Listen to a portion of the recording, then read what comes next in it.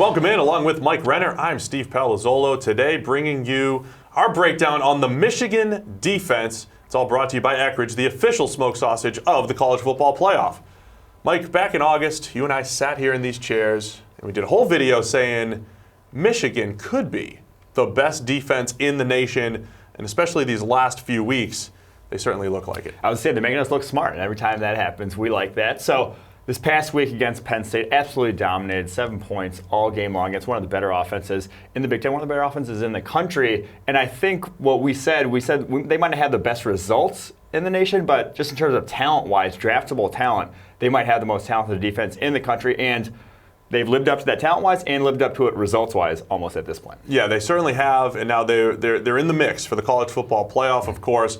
And when you look at their defense, you know, we've had other defenses. We said, you know, the hated Ohio State Buckeyes might have the best D-line in the nation, and Wisconsin has some really good linebackers, and other teams have a really good secondary. But Michigan's playmakers at every single level, probably the best combination of players. Let's start along the defensive line. Chase Winovich is the motor up front, right? Never stops, but it's not just about motor for him. He wins as much as any edge defender in the nation. Yeah, he's not just a high motor guy. He's a very high motor guy, though. You gotta say that if you say Chase Winovich. High motor, but also wins a very high rate. Very talented with his hand usage. 43 total pressures already on the season, living up to the billing that we gave him in the preseason as one of the best defensive ends coming back from a season ago. And now, this past week, Rashawn Gary came back from injury. 22 pass rushes against Penn State. He had 5 pressures. That duo going forward, going to be scary for opposing offensive lines. And Michigan's done a really good job of scheming it up. We saw them run a stunt that Penn State had no clue on and just, led to a sack.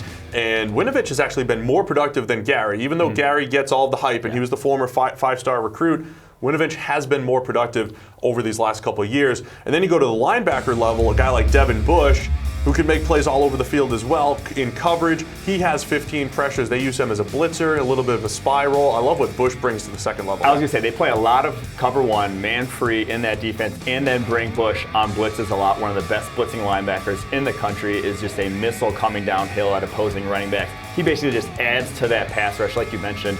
A bunch of pressures on the season already, 5 sacks. Very good pass rushing rate from him. So add sort of him at the second level to that defensive line in your third down packages, and again, it's scary. And all the good work that happens up front with the guys rushing the passer all benefits the secondary, the cornerbacks especially. I'm going to read some numbers, Mike, because some of these are ridiculous. When you talk about us tracking every single play, and you look at cornerback David Long giving up 6 catches on 24 targets for only 32 yards all season, passer rating of 22.2 against him.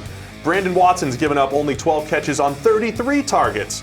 12.3 passer rating against. That's best in the nation, best in the Big Ten especially. And then Lavert Hill, 9 for 24 when targeting him. Yes, he has a few penalties. He's cheated a little bit, but 4 pass breakups, 59.9 rating. They're deep in that secondary, certainly aided by a lot of that front seven. Well, and this upcoming week they play Rutgers. Rutgers we should have waited on this video. Rutgers coming down. Those numbers are only going to get better. I'm not sure Rutgers completes a pass. That's not a screen in this one down the field with how good Michigan's back seven is. So the offense, I think, is still a bit of a question mark for Michigan, because I think when you look at, say, the Alabamas and Clemsons of the world, maybe even Notre Dame, you can look at their offense and say, look, if the defense fails, these offenses can carry them. I don't know if Michigan's offense is there just yet. They're still very good. They're still solid, and they've found their way. But how good can Michigan's defense be on a playoff run, going up against the Alabamas and Clemsons of the world? I mean, they've got as good of a shot as anybody to slow those offenses. Yeah, I was going to say, I think they can hold pretty much anyone in the country at this point to under 20 points, under 30 points. They can keep themselves in the game, and then all it takes is a few breaks going one way or the other. When you have a defense that good, and you're in every game, you have a chance to win every game against a team like a Clemson or even Alabama or even Notre Dame. So I think they do have as good a shot as any of getting through that playoff. And here's the number that ties it all together. Michigan, number 1 in the Big Ten in EPA allowed. That's expected points added per play as far as pass defense goes. So they're strong in the right places. We showed all those pass defense numbers, and it's showing up in their points allowed. That's why Michigan is a true college football playoff contender. Special thanks to Eckrich. It's all brought to you by them. Don't forget to pick up Eckrich smoked sausage at your local grocery store for this weekend's tailgate or home gate party, and make sure to visit EckrichFootball.com for great game day recipes and to enter their season-long $1 Million Challenge.